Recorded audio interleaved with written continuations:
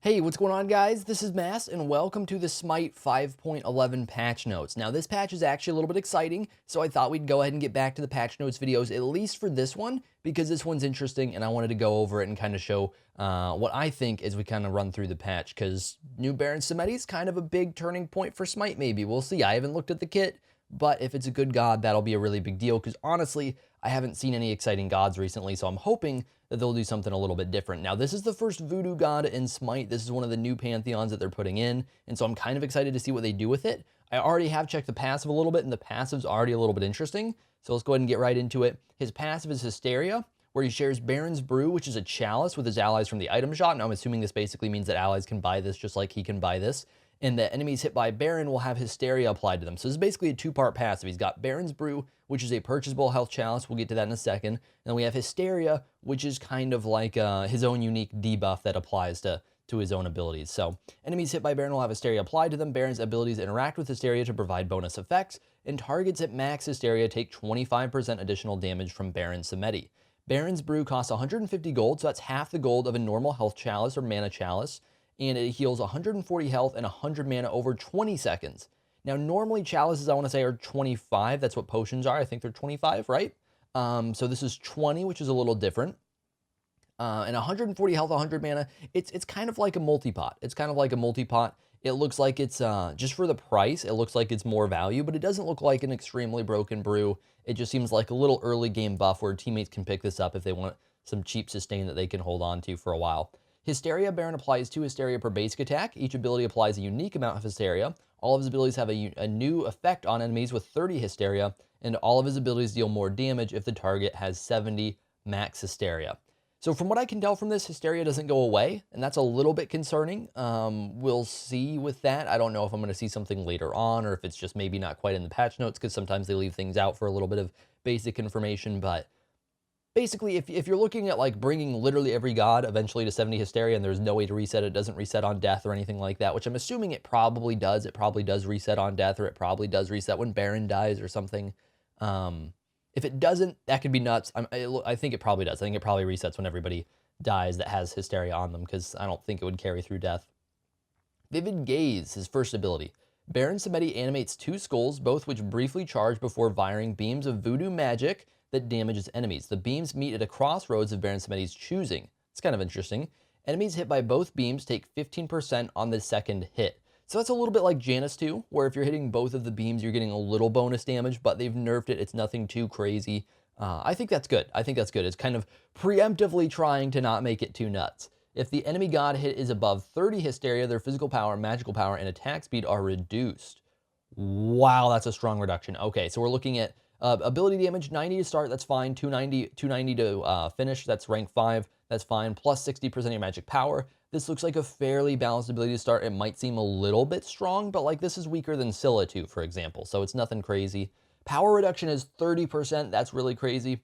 Attack speed reduction is 30%, so there's a strong debuff right here. Hysteria per beam, 10 up to 20. So these stack completely fluidly, no 15% of the 10, it's just straight up 2 10s if you hit both of them.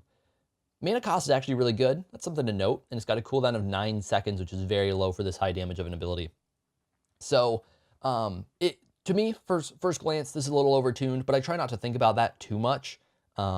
This is something where it's super easy to nerf. I love abilities like this in a way, because Hi-Rez can go so many different directions with this. And we'll have to see from the rest of his abilities, but assuming this is his wave clear, they probably want to keep the clear up. But if it seems like it's a little too strong late game, they can nerf the scaling. Or if it seems like it's too strong of a debuff, they can nerf the debuff, and they can go either way with this. They can make it a strong damage ability with some debuff, or they can make it more of a strong debuff with lower damage. They can do a lot of stuff with this. So I think this is a really good ability to just be able to work with, as long as they're going to, put in the effort to balance it, which they probably will, because this won't be too hard to balance, which is always a good sign that you can just straight up balance this ability really easily.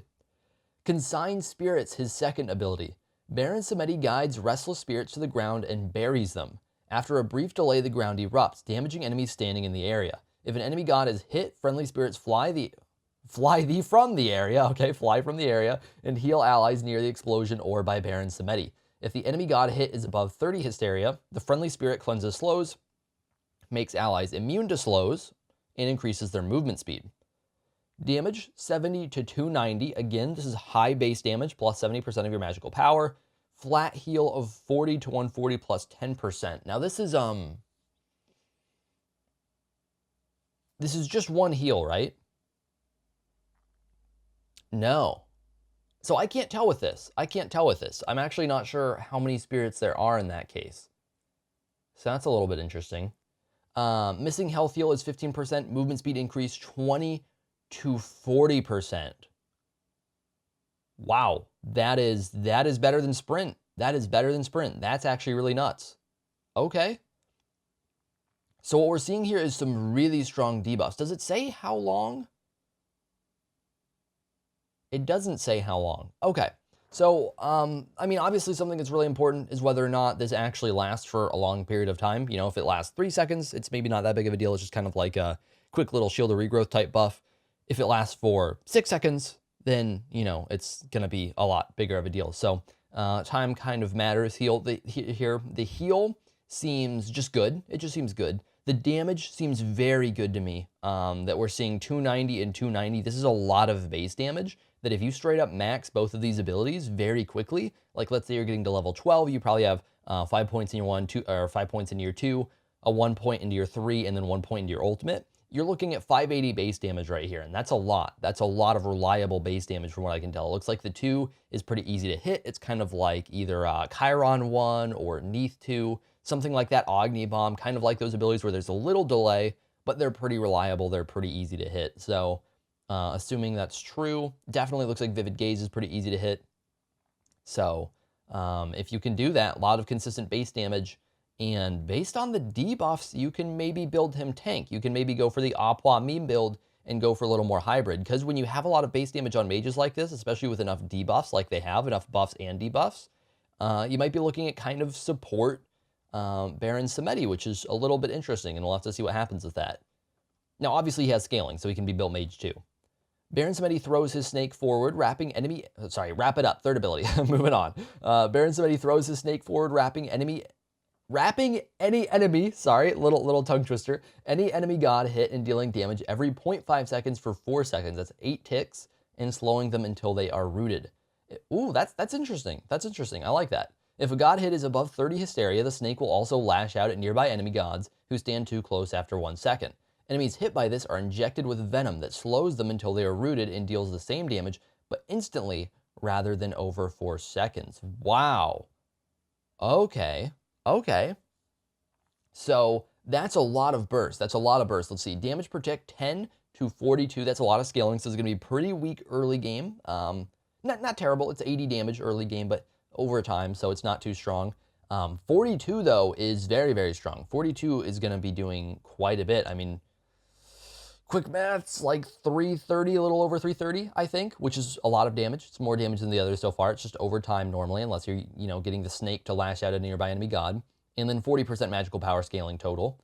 Slow duration, 1.75 seconds. Root duration, 0.75 seconds. So that sounds like an incredibly strong movement CC to me, because you've got to be thinking it's slowing into root. From what I can tell, and I could be wrong on this, slowing them until they are rooted. Maybe it's just phrased weirdly, but it sounds like it's literally slowing them to the point of stopping.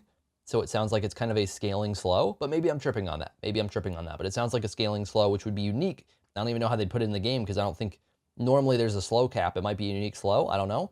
But slowing them literally until they're rooted, that would be really more like closer to a 2-second root, I think, or something like that. Obviously not actually equal, but really strong CC, because you're getting that slowed and then finally truly rooted.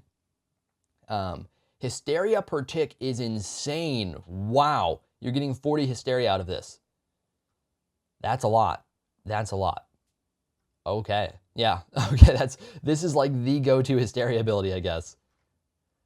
And Life of the Party, his ultimate. I'm excited. Let's see what it is. Baron Samedi pulls the souls of the living towards his coffin, becoming CC immune, and taking 50% reduced damage. God damn it, dodgy ult. Okay, hang on, we'll keep going. Enemy gods within range are pulled towards the coffin and take damage every 0.33 seconds. When an enemy god gets too close to the coffin, their soul is ripped out, that sounds painful, causing them to be stunned, take a large amount of damage based on their total health, and gain max Hysteria. This ability persists for 3.5 seconds or until an enemy god is pulled to the coffin. Okay, if targets being pulled are above 30 Hysteria, the pull strength is increased on them. Okay. Okay, so basically, this is a mixture of CC, but if the CC affects you strongly enough, this is a little bit like Ares ult, this is a little bit like Cerberus ult. If the CC kind of gets to you, if you don't have beads, if you don't have a way to just stay far enough out of range and you get pulled to the coffin, you're going to get chunked. So let's see, damage per tick. So it's okay, there is a damage per tick, so it's a little more like Hades ult in that way. 17 to 45, so that means it looks pretty strong early game. Plus 6% of your magical power, because you got to keep in mind this is 12 ticks, basically. It's a little weird, 3.5 seconds, but 0.33 seconds, so that doesn't quite equal out to 12 ticks. That's like 11 and a half ticks or something, so I don't know what that is. Maybe they just made this number a little simpler, but I'm guessing that's 12 ticks, which means, I guess it's not that bad. I guess it's actually not that much. It's like 200 damage, but you know, you may not be taking all of that, so not too much damage early game, but definitely not that much late game. It's nothing like a lot of the strong ultimates like Kukulkan or Raoul, where even if you're taking the full tick damage, as long as you don't take the coffin hit, it's not that much. Now, the damage on coffin hit makes it really strong. So if you're taking this 17, multiplying it by 12, that's getting up to like around 200 damage, and then adding on that 140, that's 340 damage on an AoE ultimate. That's really, really strong. So if you do get hit by the coffin, you're taking a lot of damage. Total health damage, 15%. I honestly forgot about that. This ability is actually really, really nuts if you can actually pull it off and get the full hit. Wait, Hysteria up to 80. What?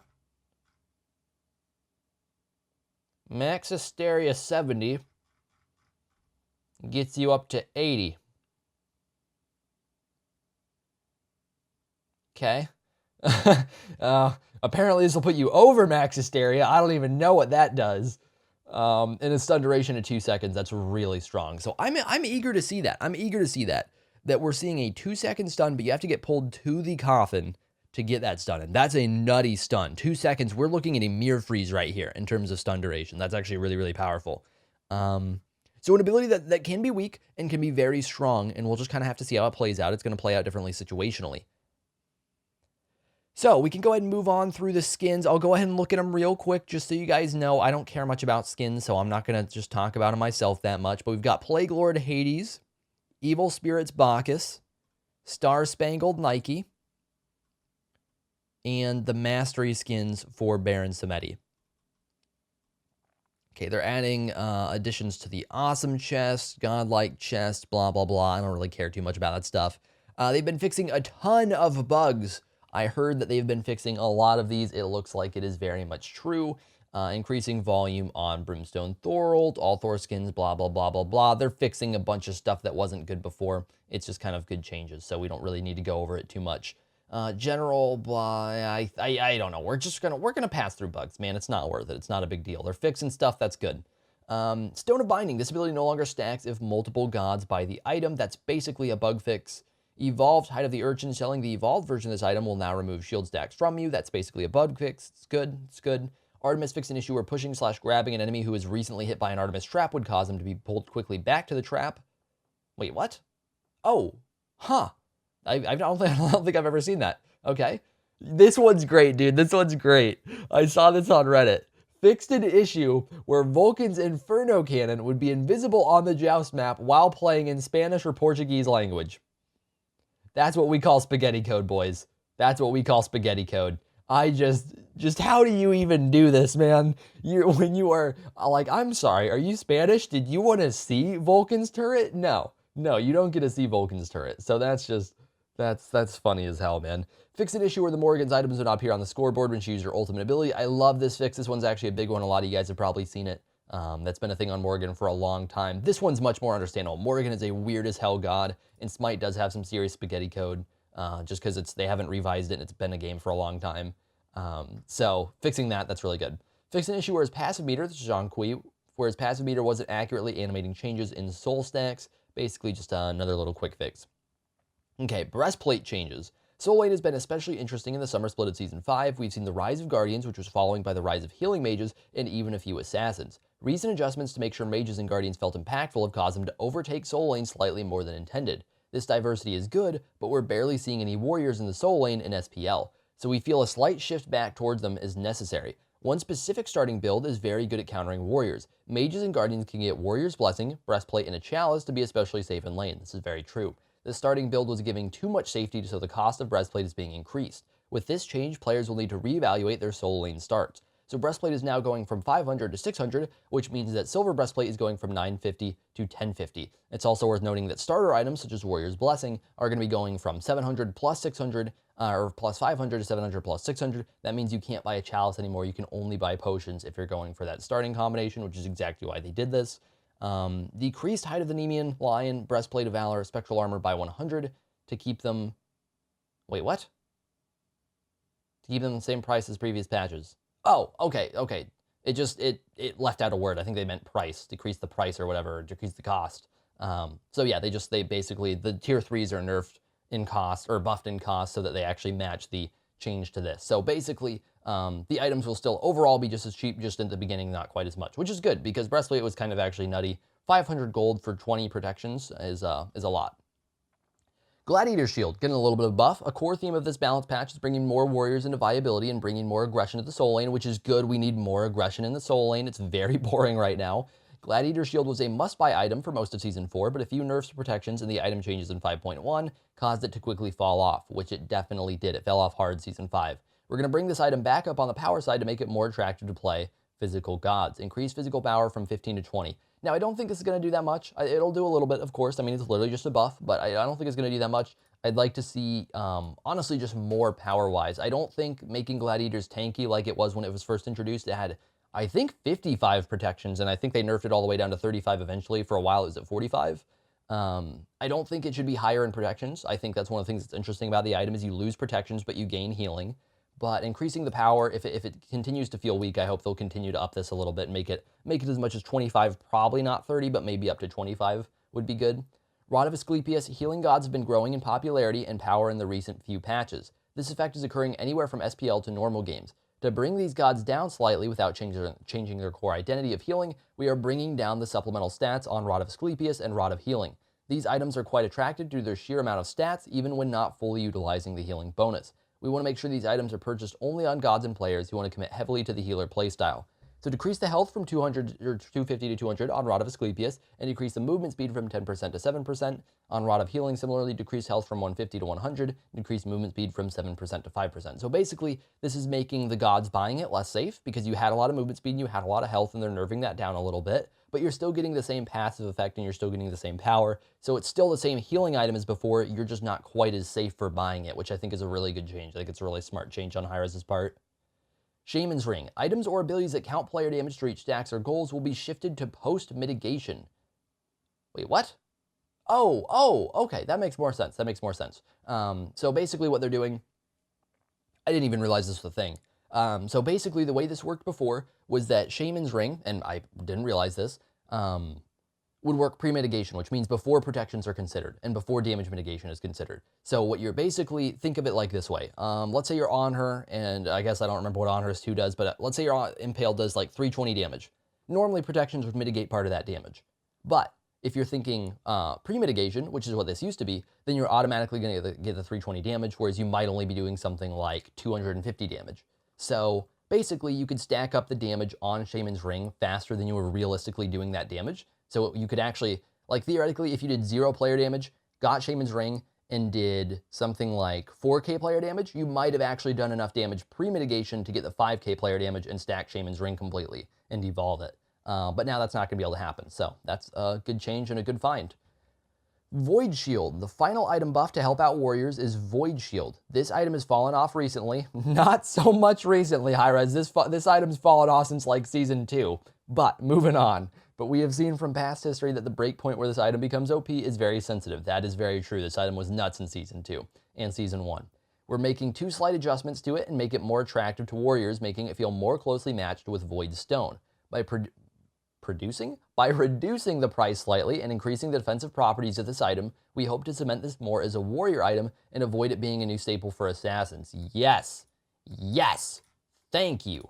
Decreased cost from 2,700 to 2,600, increased health from 100 to 150. That's a good change. We're not adding power, we're not adding protection reduction, we're making this a tankier item, and it's a little bit cheaper. That's a good change to make because this is kind of a stupid assassin item.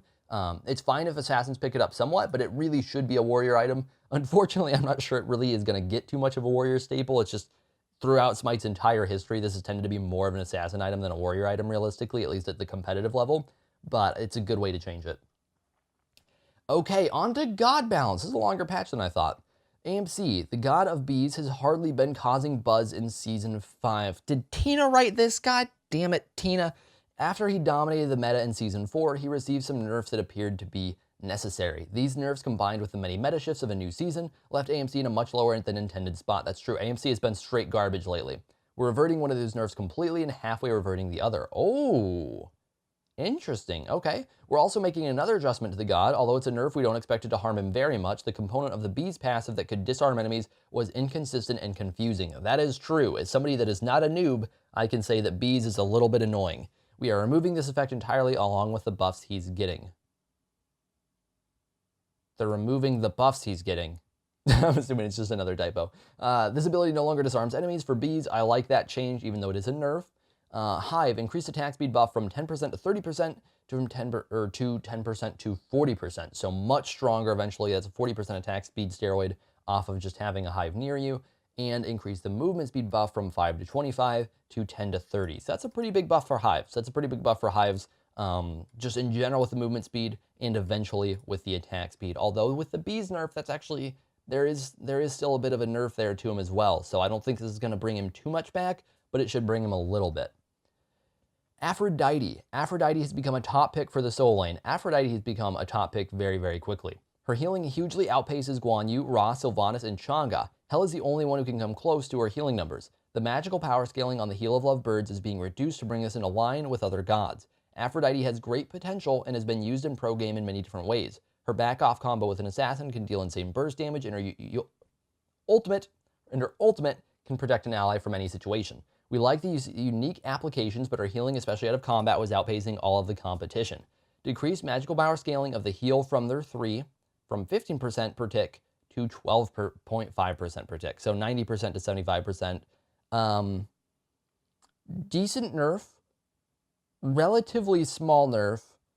I would like to see a little bit more of a change, but any nerf is a good nerf. And I think it's good to not overdo it and take her out of the meta because we've seen Aphrodite rise from it's like, dude, who plays Aphrodite in ranked to you better be playing Aphrodite in ranked. So I think a small nerf is good. I'm just hoping they're ready to follow it up if she's still feeling too strong. Apollo. It's about time Apollo got back on stage playing that beautiful music. This hunter's fallen off heavily over the years as Smite's hunter's meta has shifted. We're rarely seeing Apollo, even with his powerful range of utility effects on his abilities. To further strengthen his utility, he's regaining an effect that he lost long ago. Apollo's ultimate will once again apply a knock-up to enemies hit by the last damaging pulse of the ability. Oh, yeah, I don't even remember how long ago was this a thing. A lot of you guys might not even know about this, but yeah, Apollo used to knock up at the very end tick. So however the knockup's heightened, the direction is being shifted to allow better counterplay and to allow Apollo and his teammates to better synergize with the effect. It was a little bit of a weird knockup. So basically, it was kind of a knock-up, knockback style ability, a little bit like Sobek 2, but not quite as strong. Enemies hit by the last tick of the ultimate landing to be knocked up, or will be knocked up. Okay. Oh, and it's going to be straight up in low height, so it's not going to knock him away anymore. So it's going to just be straight up. It's going to be more like a low height Bacchus flop, not quite as strong. That's good. That's good. I like that. Awilix and Suku should be a top-tier choice against highly mobile teams, but her priority as a counter pick seems to be overshadowed by other assassins. We are increasing the stray speed of Awilix. Oh, that'll be something. While she's riding Suku as a nice QOL buff. QOL. Quality of life, right? Quality of life? I'm pretty sure quality of life. This should make her feel more fluid and responsive while she roams and sets up her ganks. We're also decreasing the cooldown of her ultimate to play up her role. Yes, Hi-Rez! Oh, yes! Yes, yes, yes. Changing the cooldown on her ult. Thank fuck, dude. That makes so much sense. As a counter, as a counter to leap heavy squads. This effect is so unique and powerful in Smite and should remain strong to prevent teams from relying too much on mobility. Yes, increased race speed on Suku by changing hard cap on movement speed from 175 to 225. Updated ability description to show speed gap, not percentage reduction gap. Okay. Okay. Okay. Basically increased race speed a little bit. Decrease cooldown from 90 seconds to 90 to 70. So it's going to go down 20 seconds once you max it. This is a good way to change it as well. So it's not too strong in the early game, but it does get a good buff in the late game. Khepri. Got a Khepri buff. Okay. Khepri continues to be somehow unnoticed. Somehow unnoticed. Oh my god, that's great, dude. That's great. When you think a god is good, but you're just like, why aren't people picking him? And you get a little passive aggressive in the patch notes, dude. That's hilarious. Continues to be somehow unnoticed in the Guardian roster. Players have learned to adapt to his ultimate and are countering it more effectively, which is true. His recent buffs help slightly, and we want to continue with some slight buffs to avoid returning to his definitively overpowered previous state. Shoutouts to Drybear. In this patch, we will adjust his passive to help it make an impact on his entire team instead of just one person. We are also adding a new component to Abduct to help him avoid one of his worst weaknesses. Khepri wants to set his team up for kills, but can often be instantly burned down if he manages to abduct an enemy. That is very true. These new protections should allow him to be more aggressive with his crowd control. Okay, so Fortitude increased radius from 30 to 40. All right, and Abduct, Khepri now gains 10 to 30 magical and physical protections while holding an enemy god he hit with Abduct. That's pretty good. I think that's just a good change. It definitely felt like Khepri was a little too focusable. The bright side to Khepri pulls, it's a pretty strong CC. The downside is he can't do anything during that CC, so he's very vulnerable. In fact, the enemy god he's pulling can even still attack him. So, good change. Good change. Just a little buff to him on his one, as well as making Fortitude a more reliable ability. That's his ultimate. Right? That's his ultimate? Right? Is that his passive or his ultimate? I honestly can't tell. I think it's actually his passive. I could be tripping. I don't know. I don't care that much. Osiris, another god who was once controlling the meta, has fallen off in a major way. Osiris lost his Death Toll start, and warriors that rely on basic attacks have been getting buffs this season to compensate. Osiris now gets his turn by upping the damage on his low cooldown skill shot. Okay. Chaining sickle strikes together is a key feature of the god. Yes, it is, and we want to reward players who can consistently use the ability. Sickle strike, not that easy of ability to hit, so actually rewarding it's definitely a good play. The Lord of the Afterlife is also seeing a cooldown decrease on his ultimate. The complete negation of healing by this ability makes him a great counterpick in a sustained meta. This is very true, and in a lot of ways, Lord of the Afterlife is not that good of an ultimate. It's really mostly standout when it's being used as an anti-heal, at least somewhat. So I think this is a good change in general. Just having a lower cooldown on this ability feels totally fine to me. So increased base damage from 60 to 240 to 60 to 260. So early game, it will still be the same. Late game, it'll be doing 20 more damage. It's a small buff, but it's a buff. And decrease the cooldown from 90 to 75. This is a pretty big buff for him. I think this honestly matters at least as much as the sickle strike. Ra. Why'd you guys have to do it to him? You're playing with my Birdman. I don't like it when you play with my Birdman. Ra's at the highest point he has ever been. His popularity and performance. Okay, that is bullshit, Hi-Rez. Ra used to be one of like 5 mages. So he is not at the highest point he's ever been. But to be fair, he has way more competition, so that makes sense, and I get it. His popularity and performance have both skyrocketed recently in normal games as well as in the SPL. The healer meta and his strong objective secure have made him a high priority god. Specifically in the SPL, we saw that his ultimate, which has the shortest cooldown in the game, true, was actually no, not true. Switch stance, RDO, gotcha. Anyways, was allowing him to pressure teams to an unhealthy level. No objective could be taken, no team fight could be started without first checking the enemy Ra. We are taking Searing Pain and increasing the cooldown slightly to allow more counterplay to Ra's strength. So increase the cooldown from Searing Pain from 70 to 50 to 80 to 60. This is a pretty decent nerf to his ultimate. One of the reasons his ult is so good is you can so frequently use it. Whatever. I don't care that much. I'm just going to trust him to make that change. I haven't been watching the SPL that closely, so I don't know. I'm not going to pretend to know. The Morrigan. The Morrigan was shape-shifting all over the Conquest map. Oh, you and your wordplay, Hi-Rez, you cheeky guys. All over the Conquest map in Season 4, but with the many changes to the meta, she fell out of favor slightly. She can struggle to clear early, but her late-game damage and utility more than makes up for it. What we want to adjust instead is her mobility. The Morrigan played well as a roaming ganker in Season 4, but the larger map in Season 5 made this harder for her. She's getting more movement speed increased across the board on her Confusion ability to bring her back to the battleground. Confusion increases movement speed, or increased movement speed from 20% to 40% to 30% to 40%.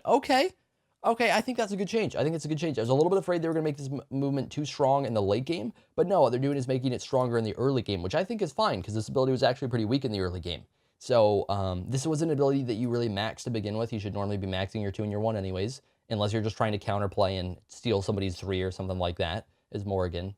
So that makes a lot of sense. It's a good change. Oh, you better be buffing. You're playing with my tier, you better be buffing. Let's see what happens. Another warrior that has been seeing less play this year is Tyr. Damn straight. This warrior is quite difficult to play, and we can see that in the data. His stance changing works differently than other stance changers, and his greatest strength lies in an all-in combo that can be easily negated. To buff tier, we are introducing an entirely new component to him, which adds a lot more flexibility to his kit and adds more playstyle choice. Tier's Fearless and Guard Stance was a very underwhelming ability. Didn't used to be. I have been saying this for the longest time. Tier's Blue Stance Season 1, to be fair, Tier was a little bit OP Season 1. Tier's Blue Stance Season 1 had a knock-up, knock-back effect, kind of like Sobek 2, but weaker. Kind of like that old Apollo, what we talked about, but weaker. And it was just a small interrupt on his Blue Stance Fearless. They took it out. He was OP at the time. It kind of made sense, but it made him more boring. I'm guessing they're about to put something in that's kind of similar. So, it will now disarm opponents and deal slightly more damage. Disarm. Okay. This allows him to slow down his lane opponent's clear, lets him counter 100 DPS in team fights, and even lets him break enemies' Magi's cloak bubbles. That's a good point. I didn't think about that one. This added effect should keep Tier difficult to play, but give him even more ways to succeed when cleverly utilized. Aww. They're calling me clever for playing Tier.